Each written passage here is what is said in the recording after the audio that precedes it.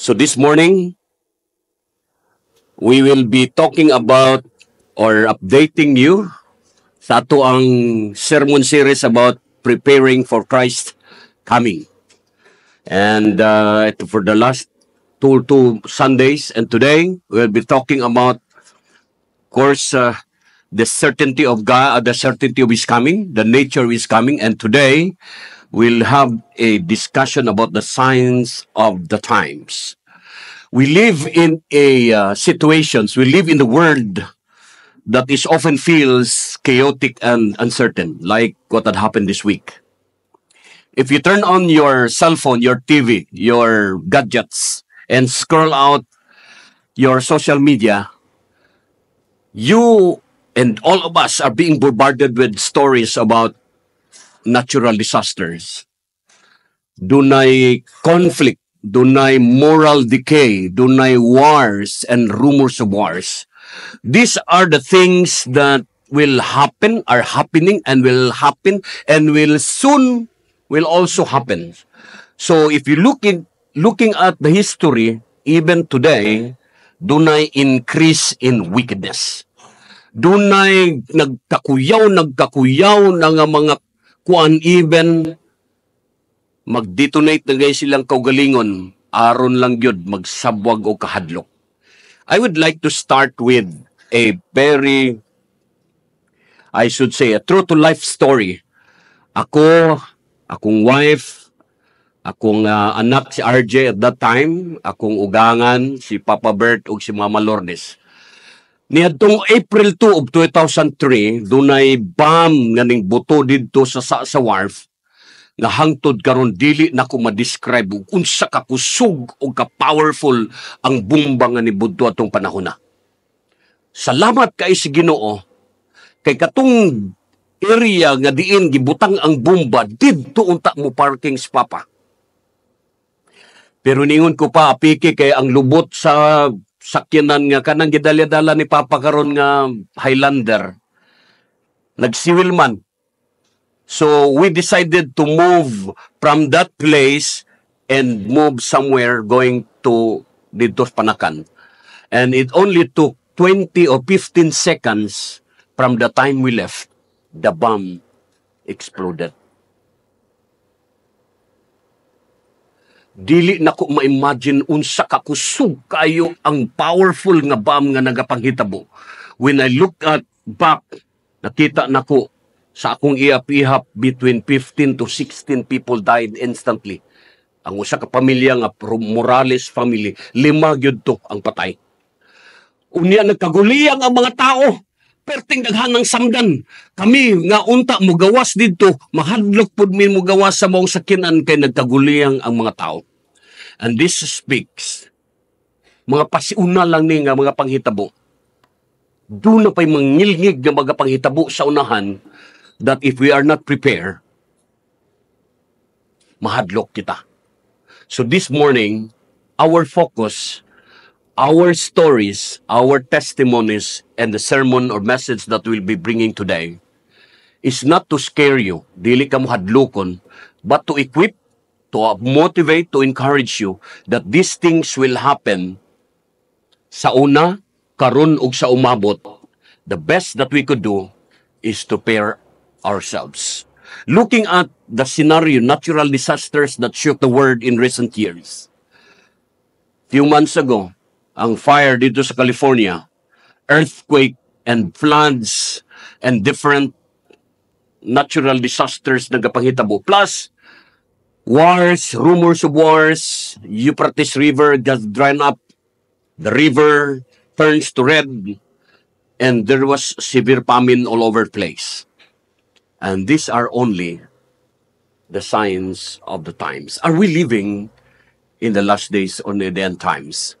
So this morning, we're going to meditate God's Word through His Word. Nga nabasa ka ganina about Matthew chapter 24. This speaks about the signs of the times before the return of Christ. Aron dili ta mahadlok, dili ta makuyawan. When we talk about the signs of the times, we must be ready. And today we are going to study where Jesus Himself speaks about the signs of the end times.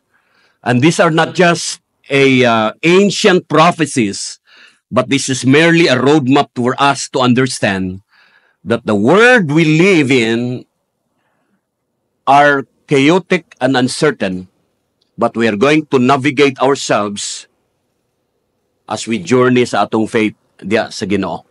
Let us bow down our heads and let us pray.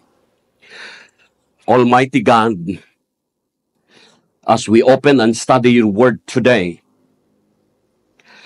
we ask that you will instill in our hearts, Lord, these things that you will have spoken to us. And to those, Lord, who have not yet heard your word, but through online, Lord, they will hear according to your purpose and will. We live in a world, we live in a time, Lord, where we have seen some of these things happen before our very eyes. That, Lord, with this message, we may know that your imminent return is drawing nearer and nearer. And as we pray that you will find us ready and faithful and to represent you well on earth until your return. Therefore, bless us or bless our time today, Lord, with your word. This is our prayer in Jesus' name. Amen and amen. Matthew chapter 24, to give you the background of this. The Matthew 24 is, this is the last week of Jesus' life before leading into his crucifixion. So, dunay wala pa masayod ang mga disipulo nga ilansang sa cross si Ginoong Kristo at this time. So looking at the scenario, this is happened in Jerusalem.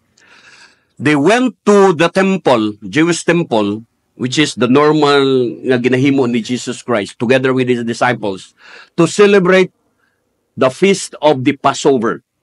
Hangtod karon ang mga Hudiyo naga-celebrar niini, which is all immediately followed by the feast of the unleavened bread. So before the death of Jesus Christ on the cross, mauni ang mga celebration sa Passover. Then they would go to the courtyard, to the temple, especially Jesus Christ. During daytime, they go and teach the people. And at the nighttime, they have to go to the Mount Olive. And because this is just about 1 kilometer away from the temple court. So when they, on their way to the Mount Olive, mauni ang gisulti diri sa verse 1, Jesus left the temple and was walking away when his disciples came up to him to call his attention to its buildings. So, siyempre, the disciples are very proud to tell that this is a very impressive and very luxurious kayong temple at the time. And excited unta kaayo ang mga disipulo, pero ang tubag ni Jesus Christ in verse 2, do you see all these things? Truly I tell you, not one stone here will be left on another. Everyone will be thrown down. A very magnificent, impressive temple, and yet Jesus Christ prophesied that none of these stones will be left, but all will be thrown down. Unsaon ka na? Can you imagine looking at the temple? A very huge, beautiful temple. At that time, this was built by King Solomon. This is the second temple, built by Solomon, but improved by, renovated by King Herod, or Herod the Great. Renovated and expanded the temple. Very beautiful kayo. And all inside were decorated with gold and mga nindot kayo nga mga precious stones kanang a temple. But you know what that happened? 40 years after the prophecy of Jesus Christ, gikan anang kon nagunob yun na tanan and no one has left the stones until today. Kuyaw kaayo ang paghitabo. Jesus prophesied 40 years before it happened. But it happened because it was damaged or destroyed by the Roman empires during the invasion of Roman Empire in AD 70. So take a look at it. On their way to the Mount Olive, diri nagisulti ni Jesus Christ ang signs of the times that we need to know. And that is the focus of our sermon today. Jesus was talking directly to the disciples sitting at the Mount Olive. And the same message will be telling you and me that we need to prepare for the coming of the Lord in His second coming here. There are three questions asked by the disciples, which the focus of our wali or sermon karon. Nangutana sila. Verse 2 or verse 3. Tell us, when will these things happen? Katong nagunob ang templo o pagagunodong ang templo. What will be the sign of your coming? And what will be the sign of the end of the age or the end times? These three questions, ilang gisulti kang Jesus o gitubag ni Jesus expoundedly para gud masabtan sa matag usa. There are three phases that I'd like to share to you. The signs of the times have been divided into three phases for us just to grasp. It may be more extensive, but I'd like to divide this into three so that dali lang nato mahinumduman. And these phases or the signs of the end times, Jesus likens the phases to a woman who is pregnant and going into labor. So kamong mga ginikanan, mga babae or nanay karon nga naka experience good og natural nga panganak. Dunay intensity. Primero, murag sakit-sakit ang tiyan. Pag humana ay maglawas nga amniotic fluid, iras din sa hospital. Kuan pa, lihok-lihok pa, 2 cm pa, 3 cm, 4 cm, as di kanang magkaduol lang kagawas ang bata, magkasakit kayo ang bation sa mama. Tinuod dili. Ang mga lalaki dili ka relate. Pero ang mga babae, grabe. Grabe kayong intensity sa ilang pain as it gets closer sa pagpanganak sa bata.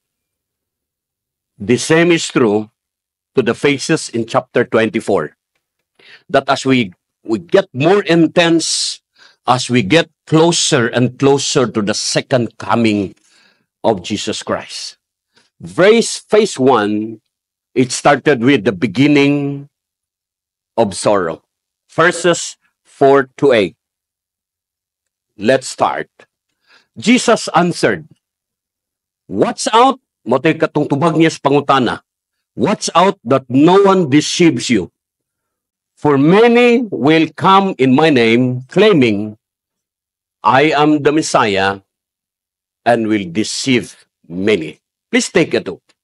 Ang pangutana sa mga apostoles or mga disciples is that, Ginoo, sulti kami, ano saan man ni magunob ning templo? O ano saan mabot ang second coming? Or your coming? Of your return, I should say. Nya, unsay ang ngayan na mong hibuon? Take a look. Wa niya tubaga diretso o giingon nga, karong 40 years after sa akong pagkamatay, magunob ang templo. 100 years after, ingani ang may tabo, wala.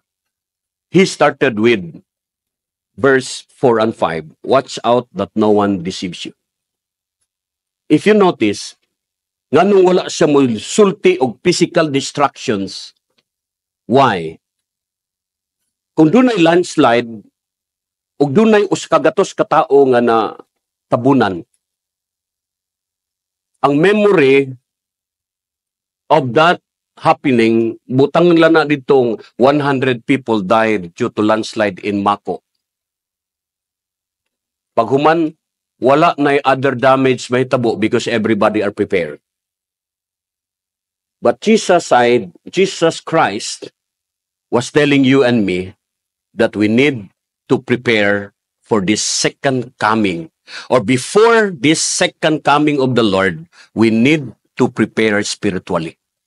And that is what the Lord wants us to be reminded. While natural disasters cause primarily physical harm, but spiritual deception can cause deep and lasting psychological and emotional harm and also have social impacts. If you look at Antioch, if you look at Ephesus, if you look at Macedonia, during these early times, grabe ang pag-spread sa gospel of the Lord. When these were conquered by Muslims, these were conquered by non-Christians, tanawa ang palibot karon nga nasod. Even in Antioch, it used to be the first early Christian church. If you look at the statistics in Antioch, ang Christian believers are practically lower than the rest of non-Christians. And it takes years. Hantod karon. The societal impact of deception until today affecting generations and generations to come. And I would like to encourage you to keep your faith so that you will not be the same, so that your next generations will continue to serve the Lord whom you serve. Lisod kayo, mga kaigsuunan. Daghan ko kaila nga mitaliwan sa tinuod nga pagtuo, tungod kay nalingla sila sa yawa. Gikashare ko nga na ganinang buntag na ako'y kaila na siya Dios na sa Davao ning bisita sa Dios sa Tagum. Makaingon ko ngano maning naingani na tulibagbag naman ang iyahang pagtulunan o ang iyahang natunan. Tungod kay wala siya makabantay nga deception na dayto. Jesus begins by warning against deception because spiritual deception will be primarily a characteristic of the end times. Maglisod man ta og istorya og Koreano or Hebrew or uban pa nga mga kuan, pero kung dunay madeceive nga ingani nga klase nga dialect or nation, daghan gyud ang madala ug mawala sa pagpangalanggan sa Ginoo. And before these physical events unfolds and happen, spiritual deception would cloud people's judgment that includes you and me if you are not prepared. Brothers and sisters in the Lord, coming to church Sunday after Sunday is not a guarantee that you are founded in His Word.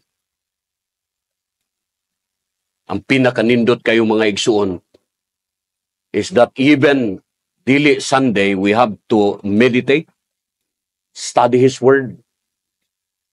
Namnamon gud ang pulong sa Ginoo tungod kay mauni ang unang giingon ni Jesus Christ sa mga disipulo and the same message that God is reminding you and me. Watch out that no one deceives you. Amen? Magkadugay ni, magkabugat ang ato ang tanawon. But, ingon siya, you will hear of wars and rumors of wars, but see to it that you are not alarmed. So, kanang mga gira karon sa Ukraine or sa Middle East o gasa nga lugar, Jesus simply telling you and me that you are not alarmed. Kay mahitabo gyud ni siyang mga events nga bagahitabo sa unahan. But such things, kaning mga butanga will happen, but the end is still to come. Layo pa kayo. Nations will rise against nations, or in other, because this is tribe against tribe. That's how it was clearly explained. Kingdom against kingdom. There will be famines and earthquakes in various places. And I made some research from World Food Organization Program, or WFP. Mao ni ang pinakadako kayo nga organisasyon about distributing food. Look at, out of 159 countries in the world, 74 countries in the world have at least 343 million people are facing acute hunger. Acute hunger is almost defined as famine. Deprived of food, not just for one day, for days.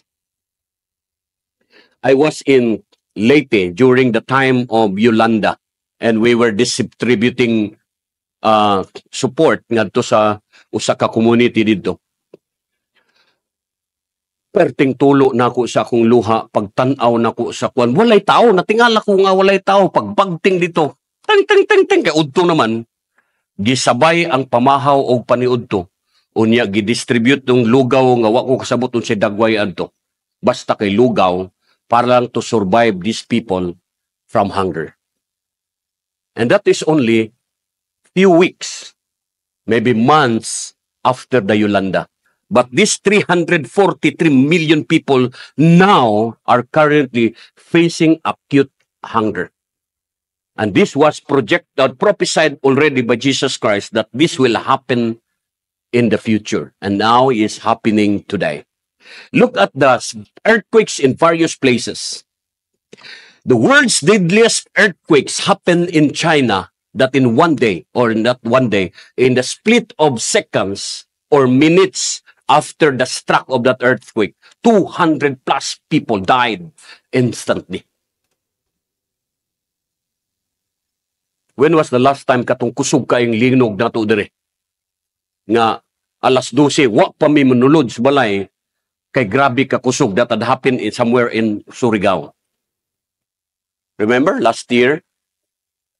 And if you look at the arrow, kanang red arrow, I'm just putting that as part of reminder kanato. That from 1700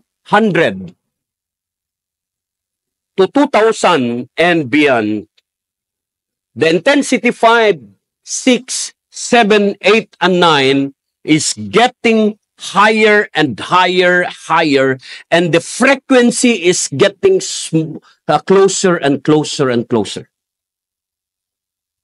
Mga kaigsunan, this is not to alarm you, but to tell you that this will happen now and the years to come. Mga kaigsunan, relax. Such things must happen, but the end is still to come. Verse 8, all these are the beginning of birth pain. Surprisingly, Jesus himself compare it to the woman that is giving birth. Nag-research ko, grabe gyud, nganong mangyud nga, of all the illustrations, nganong babae mangyud ang gi-illustrar. Siguro kung cesarean section, I don't know kung mabati ba ni. But for normal situations, all these are the beginning of birth pains. Meaning, beginning of sorrows. Jesus, just as birth pains increase in frequency and intensity, so will these worldly events or signs of the times will happen. This is to remind us followers of Christ that let us diligently cultivate a spirit of peace, a spirit of composure, rooted in His presence as a vital preparations for us for these inevitable storms of life. atong ipreparar ang atong kaugalingon sa nga mga mangilingig kaayo nga mga panghitabo aron maandam ta kung mahitabo man kini. Dili ni hadlukon ko kamo, pero dasigon ko kamo nga mao kini ang mahitabo sa unahan. Phase 2. The phase 2 is increase in tribulation and persecution that was written in verses 9 to 14. Let's begin with verse 9. Then you will hear or will be handed over to be persecuted and put to death. And you will be hated by all nations because of me. Verse 9, looking at the statistics of the open doors, it's clearly stated that over 350 million Christians worldwide are facing high level of persecution and discrimination because of their faith. And yet kita diri, daw sawaay lang. Musimba usahay dili. Muaten og prayer meeting usahay dili. Muaten og prayer abstinence usahay dili. Dasigon pa aron magtuon sa small group, aron sa pag-Bible study to equip ourselves. Usay maabot 10 minutes, 5 minutes before the worship service. The church, I tell you, gisultian, sumala sa iyang pulong, the church has been given by authority of God to equip you, to teach you, to motivate you, kay aron dili ta mahadlok ug dili ta madisib sa umaabot nga mga lingla sa yawa. Maunay message sa atong Sunday school. Nganong sayo mamuadto sa inyong tunghaan o sa inyong trabahoan, pero dugay kayo mo moabot diri sa simbahan. Open rebuke is better than secret love.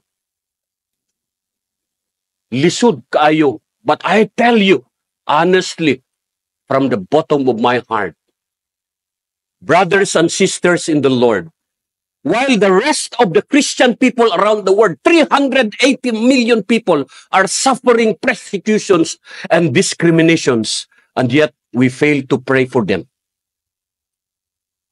We do not even participated in church ministries aron mo expand ang ato ang ministry so that many will come to know the Lord. Are we contented of the salvation that God gave you? Are you contented that we are only 200, 300 people or 500 people in Tangsi? And these are a hard facts, but to remind you that you will be handed over to be persecuted and put to death according to Jesus Christ. Maybe not now in our time, but there will be time that people will be hated by all nations because of Christ. And that time, many will turn away from the faith and will betray and hate each other.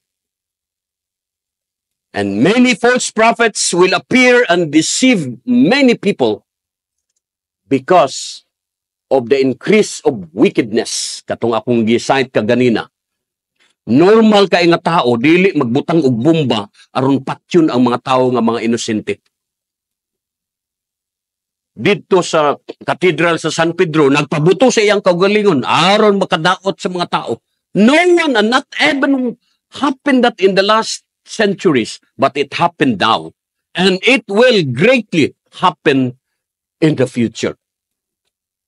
Brothers and sisters in the Lord, increase of wickedness and the love of most will grow cold. Kumusta? Kumusta ang imuhang gugma sa Dios? Kumusta ang imong panahon sa pagtuon sa pulong sa Dios?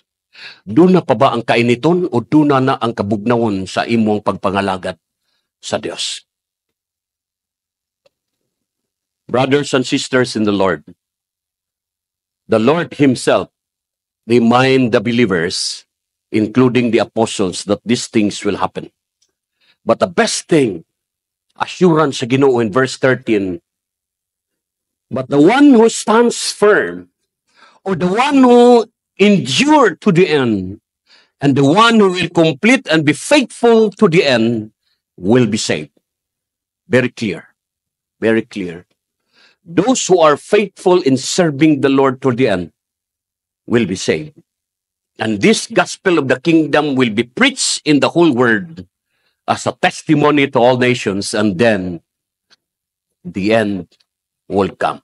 Who would think nga gialaw sa Ginoo nga makadiscover ang tao og nindot kaayo nga technology nga never been happen in the previous millennium except this early part, 1980s and onwards.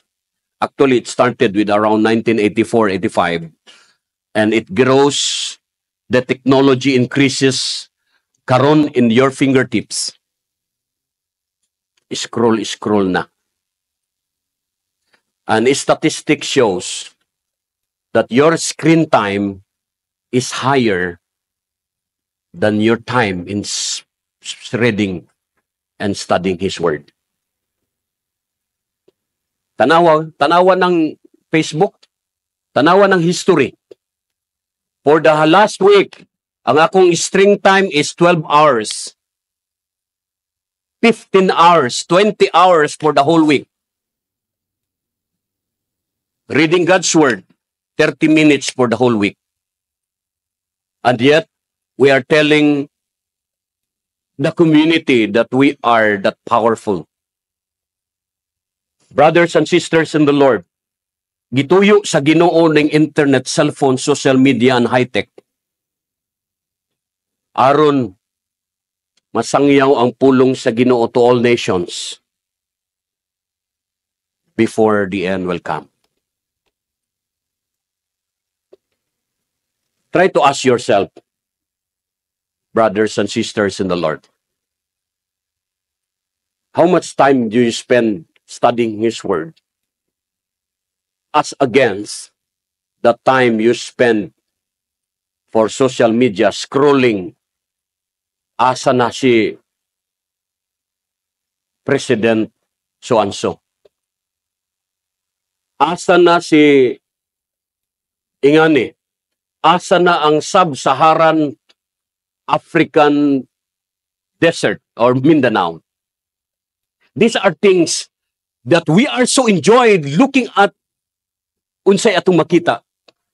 But the fact is telling us, if we look at the Revelation, dunay pagapatsyon ng mga kuan sa Ginoo nga tanan kalibutan makakita sa iyang pagpatay. That cannot be imagined. But through live coverage, everyone in the world, similar to the live coverage of the investigation of President Duterte in the ICC, in the whole world, nakatanaw o nakasaksi sa maong kwan. The same is true sa mga panghitabo karon. These internet cell phones are only pag mamatuod lang nga moabutay, magkaabot, moabutay na gyud ang Dios. So the role of each one is to share the gospel with other people. That's the bottom line. And nakakita ko usa ka video sa China, pag-abot sa Bible, they've been longing for the Bible to come. What good sila translation sa ilahang language. So dunay underground movement nga nag-distribute og Bible and translated in their language. Pag-abot dito, pagsulod dito sa underground, nakadawat sila og Biblia, una ilahang gigakos, ilang gihalok-halukan og giingon, "Thank you, Lord, for this Bible." Naghilak sila. Grabe ang ilang emotion by just getting one Bible translated in their language in China. And yet, kita, usahay mabilin diri ang Biblia. O kasagaran sa ato, way dada.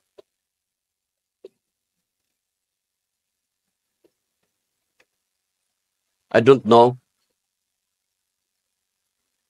what would be the kind of reinforcement to let you know nga ingani ang magapanghitabo sa unahan and we need to prepare.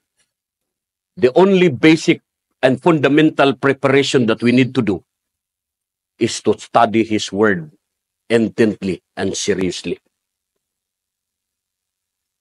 Dili pwede nga magpaabot lang ta sa usa ka Domingo sa pagpaminaw sa 30 to 45 minutes of sermon.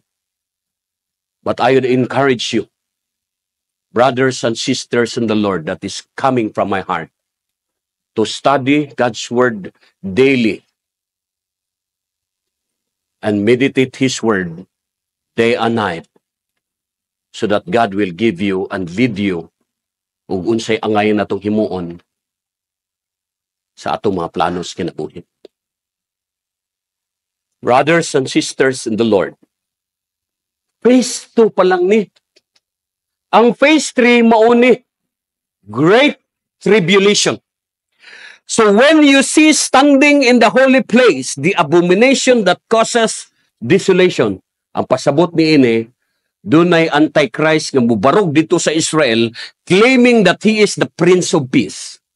He will tell the whole world that stop war, no more poverty, no more famine, no more daghan kayong mga promises. And people believe because they will or he will show great signs and wonders and many will be deceived. And that, I'll tell you, that has been clearly written in the book of Daniel chapter 9, chapter 11 and chapter 12 about the desolation or abomination that causes desolation. Ang pasabot ni ini, ang makalilisang na talan-awon nga iyahang dauton ang kanabang secret place, dauton or desecrate, mo na sakto nga kuan, associated with the desecration of the Jewish temple. The abomination of desolation is seen standing in the holy place, claiming that he is the Messiah. Bantay gutang tanan ni ini mga kaigsuna. Because it will signal a time of great and great tribulation. Verses 21-24, for then there will be great distress or great tribulation, unequaled from the beginning of the world until now. Take note, and never be equaled again. These things that will happen, these great tribulations will happen, never be equaled again. Grabe kaayo. And I've been studying some of this eschatology. Dunay mga panglantaw nga bisan pa og naputol ng imong kamot, imong tiil, unya daghan ng samad, gikutkot ng imong lawas sa nagkadaiyang mga ulod. Sige gyapon kag ginhawa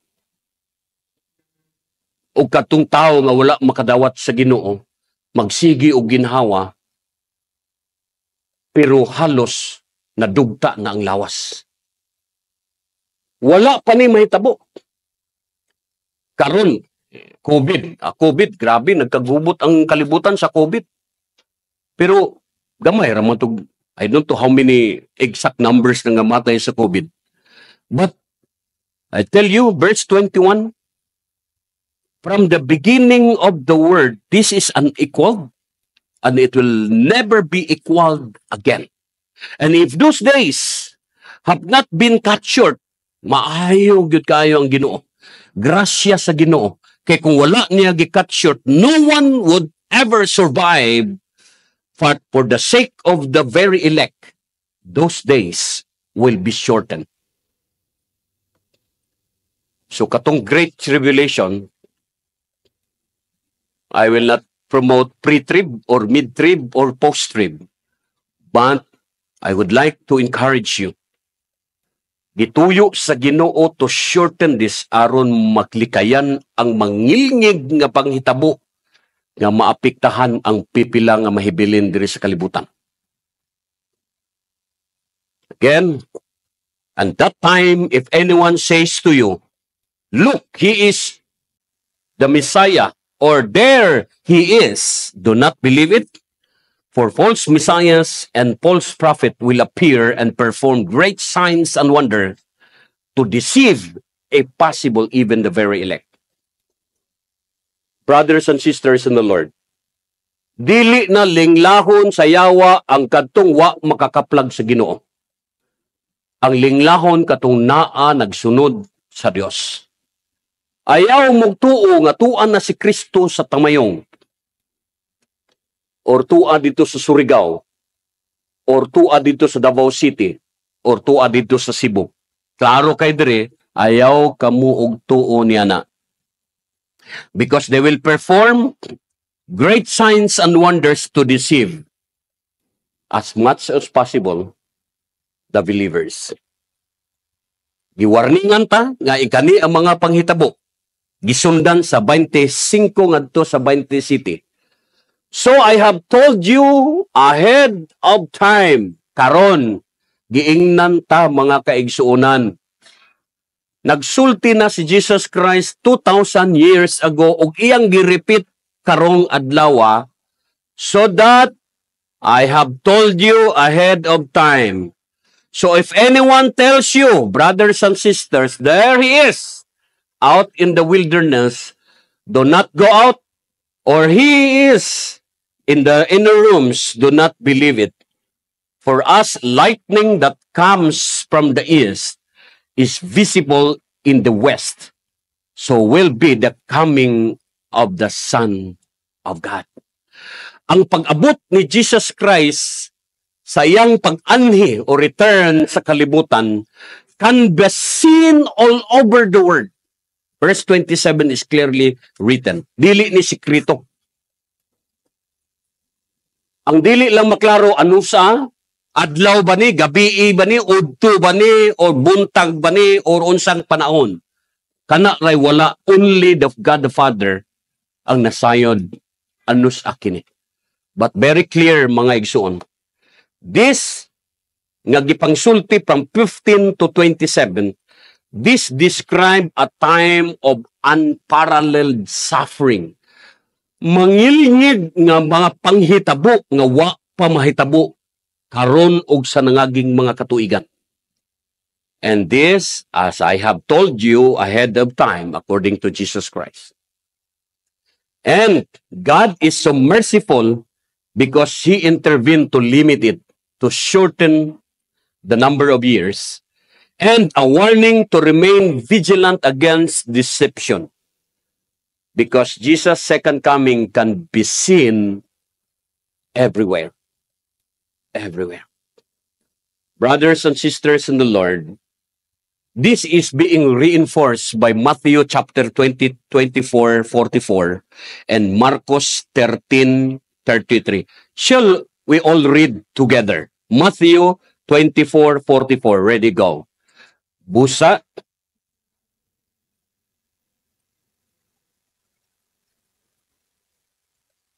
Klaro kayo mga kaigsuunan. Wala kamo o sa takna nga kamo wala magpaabot kaniya. He will come like a thief of the night. Kamo kay wala kyud mo masayod kanus-a kini moabot. That's why the obligation of the church is to remind each one that this will happen and unfold in the future. When the Bishop Tardo talks about this will be our series in March, I am so excited because this will remind you, warn you, and reorient you kung nawala man ta sa passing para mahilagway na to ang mga panghitabo. To summarize the three phases. Phase 1 is the beginning of sorrow. Phase 2 is the increase in tribulation and persecutions. And phase 3 is the great tribulation. It started with deception by the false prophets, wars and rumors of wars, famines, pestilence or mga kasakit, earthquakes, persecutions, apostasy. Apostasy ka ng pagbiya sa Ginoo o pagbiya sa pagtuo o mubalhin sa dili angayan nga sundot nga pagtuo, betrayal and hatred. So far, we don't have that. But in the US, grabe ang hatred nila. Baka kita silang Asian, murag, isog yun kayo sila. I don't know unsang klaseng espiritu kini. And it is happening today. Increased deception by false prophet. Daghan kayo nag-claim karon nga apostoles. Apostles so and so. Naadaghan kayo sa YouTube. Makita ninyong klase-klaseng mga apostles and prophets. 10. Increased wickedness. Katong giingon ako kaganina. Who would think nga ibutang ang bomba sa iyong lawas niya pabuton kay dunay 24 ka asawa nagpaabot dito sa hunuhay sa langit? Daghag kag mga rewards nga gisulti just to deceive a person. And global spreading of the gospel because of these internet connections, cell phones and all this will be, the gospel of the Lord will be spread. Gani-gani, ma-download na nato ang klase-klaseng translation sa Bible nato sa itong mga cellphone. The appearance of Antichrist, it may not be at our generations, maybe in the next generations, but we don't know. Great tribulations on the earth and the rise of more and more false prophets and teachers. Question. Brad, asa na tanga face karon?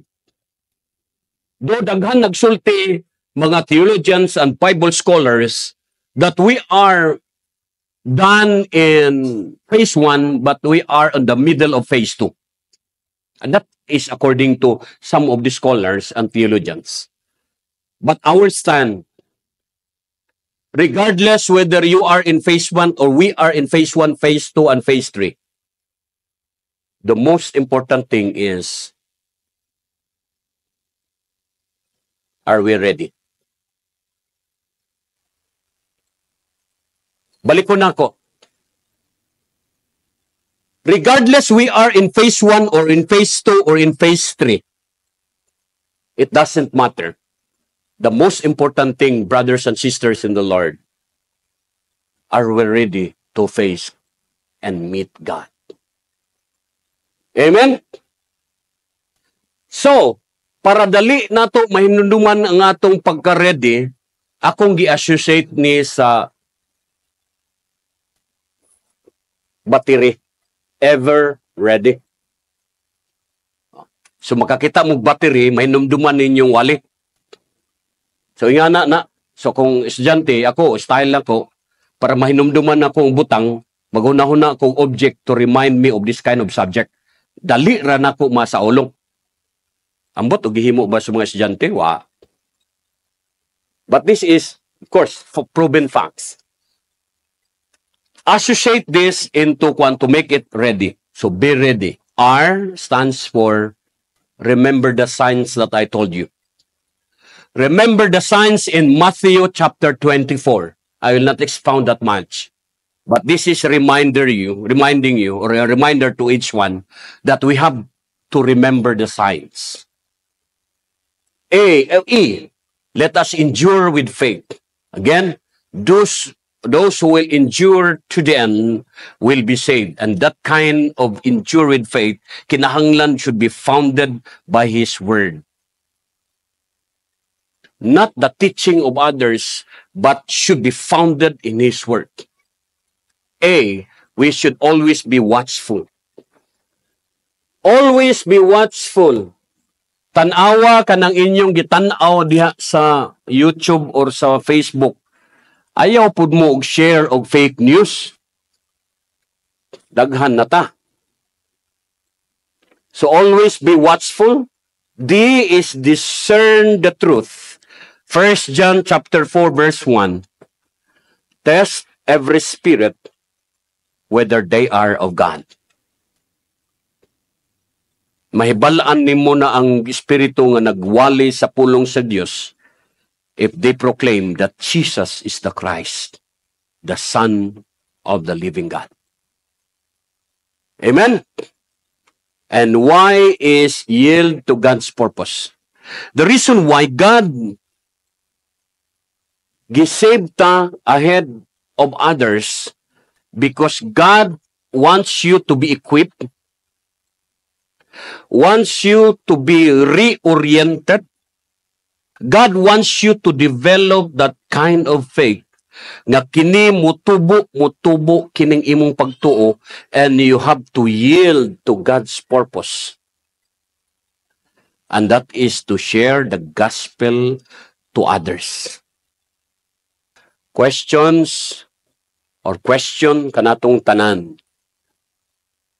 This year, have you shared the gospel of Christ to others? Yield to God's purpose is not just to enjoy the blessing that God is giving you and me. Yielding to God's purpose, God called you according to the measure of your faith, so that God will use you to give you the ministry that God wants you to do, so that at the end of your life, at the end of our life, we stand before the Lord and say, Lord, I'm here because I receive you as my Lord and Savior, and I am here because somebody is telling me about you. Mga kaigsunan, God is reminding you to yield to God according to His purpose and will.